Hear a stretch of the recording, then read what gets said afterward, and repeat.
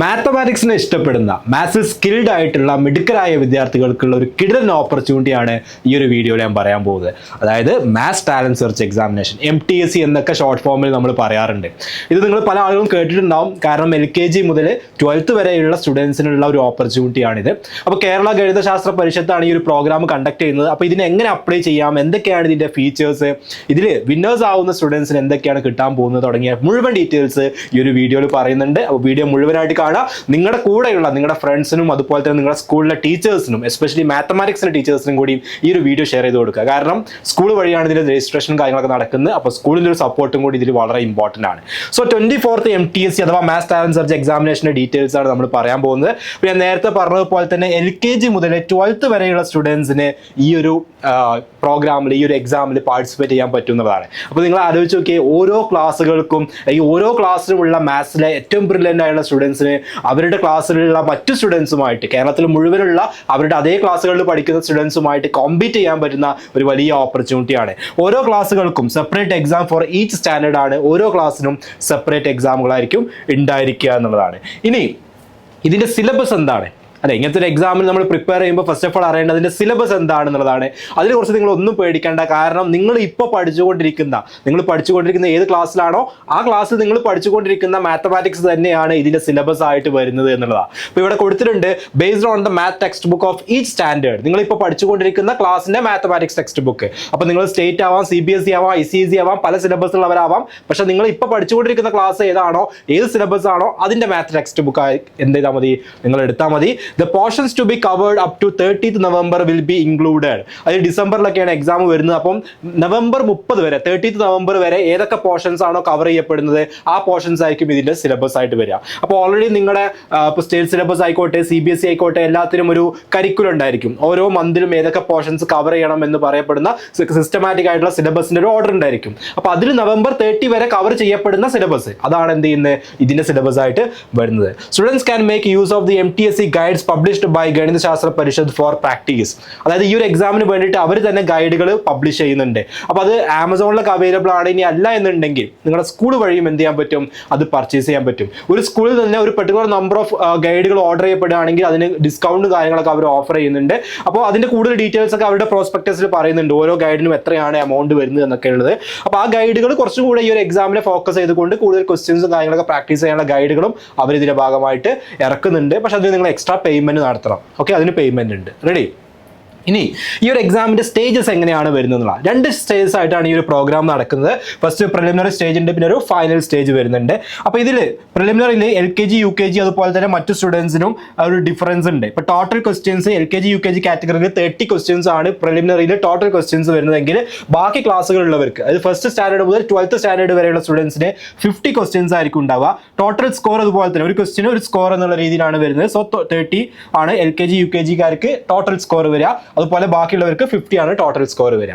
അവരുടെ പ്രിലിമിനറിയുടെ ഡ്യൂറേഷൻ എന്ന് പറയുന്നത് മാക്സിമം ടൈം 1.5 hours ആണ് രണ്ട് കൂട്ടർക്കും വരുന്നത്. ഓക്കെ, അപ്പോൾ പ്രിലിമിനറിയിൽ ഫസ്റ്റ് സ്റ്റേജിൽ 2 കാറ്റഗറി ആയിട്ട് LKG UKG ഒരു കാറ്റഗറിയാണ്. അതുപോലെ തന്നെ ബാക്കിയുള്ളവർക്ക് ക്വസ്റ്റ്യൻ പേപ്പേഴ്സ് ഡിഫറെൻ്റ് ആയിരിക്കും, പക്ഷേ അവരുടെ പാറ്റേൺ എന്താണ്, സെയിം ആണ് എന്നുള്ളതാണ്. ഫസ്റ്റ് സ്റ്റാൻഡേർഡ് മുതൽ 12th വരെ സെയിം പാറ്റേൺ ആണ്, LKG UKGക്ക് സെയിം പാറ്റേൺ ആണ്. ഇനി അതിൻ്റെ സെക്കൻഡ് സ്റ്റേജ് അഥവാ അതിൻ്റെ ഫൈനൽ സ്റ്റേജിൽ വരുമ്പോൾ ടോട്ടൽ ക്വസ്റ്റ്യൻസ് 30 ആണ്, ടോട്ടൽ സ്കോർ 30 ആണ്. അവിടെ LKG UKG എന്നെയും ബാക്കി ക്ലാസ്സുകൾ അങ്ങനെ ഡിസ്റ്റിങ്ഷൻ ഒന്നുമില്ല, എല്ലാവർക്കും ഒരേപോലെയാണ്, ഒരേ പാറ്റേൺ ആണ്. ടോട്ടൽ ക്വസ്റ്റ്യൻസ് 30 ആണ്, ടോട്ടൽ സ്കോർ 30 ആണ്, ടൈം വരിക 1 hour ആണ്. ഓക്കെ, അപ്പോൾ ഇങ്ങനെ 2 സ്റ്റേജുകളിലായിട്ടാണ് ഈ ഒരു പ്രോഗ്രാം നടക്കുന്നത്. അപ്പോൾ ഇതിൽ നിന്ന് സെലക്ട് ചെയ്യപ്പെടുന്ന ഒരു സെറ്റ് ഓഫ് സ്റ്റുഡൻസിനെ ആയിരിക്കും ഫൈനൽ സ്റ്റേജിലോട്ട് കൺസിഡർ ചെയ്യുക. അപ്പോൾ അത് ആരെയാണ് സെലക്ട് ചെയ്യുന്നത്, അതിൻ്റെ ക്രൈറ്റീരിയ എന്താണ് എന്നുള്ളതൊക്കെ ഞാൻ മുന്നോട്ട് പോകുമ്പോൾ എന്ത് ചെയ്യും പറയും. അപ്പോൾ ഈ പാറ്റേൺ കൃത്യമായിട്ട് മനസ്സിലാക്കുക. പ്രിലിമിനറി അല്ലെങ്കിൽ ഫസ്റ്റ് സ്റ്റേജിൽ 2 സെഷനായിട്ടാണ് നടത്തുന്നത്. ഓരോരുത്തർക്കും സെപ്പറേറ്റ് ക്വസ്റ്റ്യൻ പേപ്പർ ആയിരിക്കും, പക്ഷേ പാറ്റേണിൽ ഡിഫറൻസ് ഉണ്ട്. ഫൈനൽ സ്റ്റേജ് വരുമ്പോൾ പാറ്റേൺ എല്ലാവർക്കും എന്താണ്, സെയിം ആണ് എന്നുള്ള കാര്യം മനസ്സിലാക്കുക. ഓരോ ക്വസ്റ്റ്യനും ഓരോ മാർക്ക് വീതമാണ് സ്കോർ അവിടെ അവാർഡ് ചെയ്യപ്പെടുന്നത്. ഓക്കെ, ഇനി ഇവിടെ പറയുന്നുണ്ട് എങ്ങനെയാണ് ഫൈനൽ സ്റ്റേജിലോട്ട് സെലക്ട് ചെയ്യപ്പെടുക. ഇവിടെ പറയുന്നത് first 5 rank holders in each category in the previous examination are selected for the final examination. Clear ആണല്ലോ? അപ്പോൾ നിങ്ങൾക്ക് അറിയാം 2 സ്റ്റേജ് ഉണ്ട്. അപ്പോൾ ആ ഫസ്റ്റ് സ്റ്റേജിൽ നിന്ന് സെലക്ട് ചെയ്യപ്പെടുന്ന ഫസ്റ്റ് 5 റാങ്ക് ഹോൾഡേഴ്സിനെയാണ് എന്ത് ചെയ്യുന്നത്, നെക്സ്റ്റ് സ്റ്റേജിലോട്ട് കൺസിഡർ ചെയ്യുക എന്നുള്ളതാണ് അതിൽ പറയുന്നത്. ഓക്കെ, അപ്പോൾ അതൊരു ആ ഒരു കാറ്റഗറി ക്ലിയർ ആണെന്ന് വിചാരിക്കുന്നു എങ്ങനെയാണ് സെലക്ട് ചെയ്യപ്പെടുക എന്നുള്ളത്.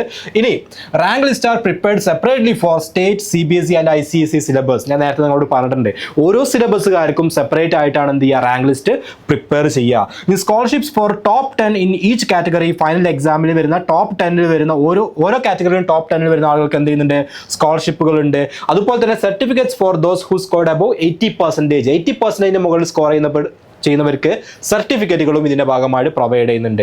ഇനി എന്താണ് ആ സ്കോളർഷിപ്പുകൾ അല്ലെങ്കിൽ സർട്ടിഫിക്കറ്റുകളൊക്കെ, എങ്ങനെയാണ് അതിന്റെ ഒരു കാറ്റഗറി വരുന്നത് എന്നുള്ളത് നോക്കാം നമുക്ക്. അപ്പോൾ ഇവിടെ ഉണ്ട് ഫസ്റ്റ് സ്റ്റാൻഡേർഡ് മുതൽ 12th വരെയും അതുപോലെ തന്നെ LKG to 12th വരെയും വരുന്ന ആ ഒരു കേസ്, 2 കേസുകൾ ഇവിടെ കൊടുത്തിട്ടുണ്ട്. അപ്പോൾ Kerala Malayalam and English medium, CBSE ICSE, okay, ഈ 2 കാറ്റഗറി ഇവിടെ കൊടുത്തിട്ടുണ്ട്. അപ്പോൾ കേരള മലയാളം ആൻഡ് ഇംഗ്ലീഷ് മീഡിയത്തിൽ വരുന്നവർക്ക് എങ്ങനെയാണ് ഓരോ റാങ്കിൽ വരുന്നവർക്ക് ഉള്ളതെന്ന് ഇവിടെ ഉണ്ട്. CBSE ICSE വരുന്നവർക്ക് എങ്ങനെയാണ് എന്നുള്ളതും ക്ലിയർ ആയിട്ട് ഇവിടെ കൊടുത്തിട്ടുണ്ട്. ഓക്കെ, അപ്പോൾ ഫസ്റ്റ് റാങ്ക് വരികയാണെങ്കിൽ gold medal plus 2000 rupees plus certificate ആണ് ഈ ഒരു കാറ്റഗറിയിൽ വരിക. ഇവിടെ അതുപോലെ തന്നെ gold medal plus 2000 plus certificate ആണ് 2 കാറ്റഗറിയിലും ഫസ്റ്റ് റാങ്ക് വരുന്നവർക്ക്. സെക്കൻഡ് റാങ്കിലാണെങ്കിൽ 1500 rupees പ്ലസ് സർട്ടിഫിക്കറ്റ് ആണ്, ഇവിടെയും സെയിം ആണ്. തേർഡ് റാങ്കിൽ വരുമ്പോൾ 1250 പ്ലസ് സർട്ടിഫിക്കറ്റ് ആണ്. പിന്നെ 1000 plus certificate, 700 plus certificate, 600 plus certificate, അങ്ങനെ 500 പ്ലസ് സർട്ടിഫിക്കറ്റ്, 450, 350, 250. ഓക്കെ, ഇങ്ങനെയാണ് എന്ത് ക്യാഷ് പ്രൈസും അതിന്റെ സർട്ടിഫിക്കറ്റും പോകുന്നത്. അപ്പോൾ ഇത് ഫസ്റ്റ് ടോപ്പ് 10 വരുന്ന ഓരോ കാറ്റഗറിയിലും ടോപ്പ് 10 വരുന്ന സ്റ്റുഡൻസിന് അവാർഡ് ചെയ്യപ്പെടുന്ന ഗിഫ്റ്റുകളും അതിന്റെ ഭാഗമായിട്ടുള്ള സർട്ടിഫിക്കറ്റ് ആൻഡ് സ്കോളർഷിപ്പുകളാണ്. ഓക്കെ, ഫസ്റ്റ് റാങ്ക് വരുന്നവർക്ക് ഗോൾഡ് മെഡൽ എക്സ്ട്രാ ഉണ്ടായിരിക്കും. ഓക്കെ, അപ്പോൾ ഈ 2 കാറ്റഗറി ആയിട്ടാണ് കേരള മലയാളം ആൻഡ് ഇംഗ്ലീഷ് മീഡിയത്തിൽ ഫസ്റ്റ് സ്റ്റാൻഡേർഡ് മുതൽ 12th വരെയാണുള്ളത്. അതുപോലെ തന്നെ CBSE ICSE വരുമ്പോൾ LKG to 12th വരെയുള്ള ആ കാറ്റഗറിയാണ് കൺസിഡർ ചെയ്യപ്പെടുക. ഓക്കെ, ഇനി എങ്ങനെയാണ് ഇതിനെ അപ്ലൈ ചെയ്യാൻ പറ്റുക?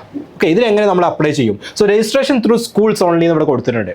നിങ്ങളുടെ രജിസ്ട്രേഷൻ നടക്കുന്നത് സ്കൂൾസ് വഴിയാണ്. അപ്പോൾ സ്കൂൾസ് ആണ് നിങ്ങളുടെ സ്കൂളിൽ നിന്നുള്ള എല്ലാ സ്റ്റുഡൻസിൻ്റെ ഡീറ്റെയിൽസ് വെച്ചിട്ട് ഈ ഒരു പെർട്ടിക്കുലർ അഡ്രസ്സിൽ അപ്ലൈ ചെയ്യേണ്ടത്. ഓക്കെ, അവർക്ക് അവിടെ അപ്ലിക്കേഷൻ ഫോം അയക്കേണ്ടത്. അപ്പോൾ അതെങ്ങനെയാണ് അയക്കേണ്ടത് എന്നുള്ളതൊക്കെ ഞാൻ പറയാം. Application can be submitted either in the form issued by Ganithasasthra Parishath or in copy. അത് അപ്ലൈ ചെയ്യേണ്ട ഫോം ഓൾറെഡി അവർ എന്ത് ചെയ്തിട്ടുണ്ട്, പബ്ലിഷ് ചെയ്തിട്ടുണ്ട്. ആ പബ്ലിഷ് ചെയ്ത അതിൽ നിങ്ങളുടെ ഡീറ്റെയിൽസ്, സ്റ്റുഡൻസിൻ്റെ ഡീറ്റെയിൽസും കാര്യങ്ങളൊക്കെ കൊടുക്കാനുള്ള കോളംസ് ഉണ്ട്. അതിനകത്ത് കൊടുത്തിട്ട് വേണം അതെന്ത് ചെയ്യാൻ, അപ്ലൈ ചെയ്യാൻ. ഇനി send the duly filled application form to the general secretary Kerala Ganithasasthra Parishath. അതിന്റെ ഡീറ്റെയിൽസ് ഇവിടെ അഡ്രസ്സ്, അയക്കേണ്ട അഡ്രസ്സും പിൻകോഡും കാര്യങ്ങളൊക്കെ കൊടുത്തിട്ടുണ്ട്.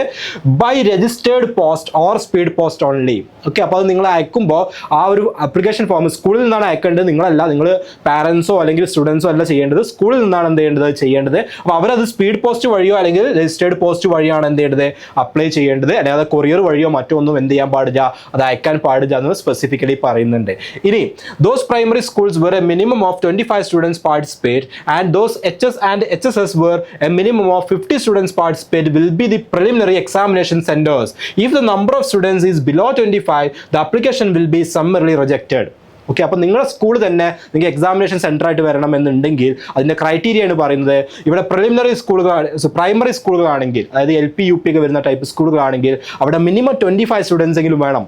അതുപോലെ തന്നെ ഹൈസ്കൂളോ ഹയർ സെക്കൻഡറിയോ ആണെങ്കിൽ അവിടെ മിനിമം 50 സ്റ്റുഡൻസ് എങ്കിലും വേണം. എന്നാലേ നിങ്ങളുടെ സ്കൂളിനെ അവർ ഇതിലൊരു സെൻറ്റർ ആയിട്ട് കൺസിഡർ ചെയ്യുള്ളൂ എന്നുള്ളതാണ്. അപ്പോൾ സ്വാഭാവികമായിട്ടും ഇത്രയും വൈഡ് കാറ്റഗറി ഉള്ളതുകൊണ്ട്, അതായത് LKG മുതൽ +2 വരെയുള്ള കാറ്റഗറി ആയതുകൊണ്ട് തന്നെ ഇപ്പോൾ ഒരു പ്രൈമറി സ്കൂളിലാണെങ്കിൽ LKG മുതൽ 5th സ്റ്റാൻഡേർഡോ അല്ലെങ്കിൽ 7th സ്റ്റാൻഡേർഡോ ഒക്കെ വരെയുള്ള സ്റ്റുഡൻസ് ഉള്ളതുകൊണ്ട് അതിനൊരു 25 സ്റ്റുഡൻസ് ആ എക്സാം എഴുതുക എന്നുള്ളത് ഒരു പ്രശ്നമുള്ള കാര്യമല്ല, അല്ലേ? ഈസി ആയിട്ട് 25 സ്റ്റുഡൻസിൻ്റെ അപ്ലിക്കേഷൻ അവിടുന്ന് കിട്ടുമെന്നുള്ളതാണ്.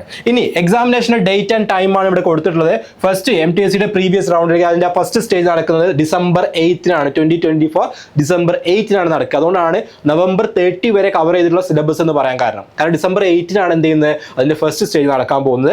2 PM മുതൽ 3:30 PM വരെയാണ് 1.5 മണിക്കൂർ. നമ്മൾ മുന്നേ പറഞ്ഞു 1.5 മണിക്കൂറാണ് അതിന്റെ ഡ്യൂറേഷൻ എന്ന് പറഞ്ഞിട്ടുണ്ട്. ഇനി അതിന്റെ സെക്കൻഡ് സ്റ്റേജ് നടക്കാൻ പോകുന്നത് January 25-നാണ്. അത് 2 to 3 PM ആണ്. 1 hour ആണ് അതിന്റെ ഡ്യൂറേഷൻ ഉണ്ടായിരിക്കുക.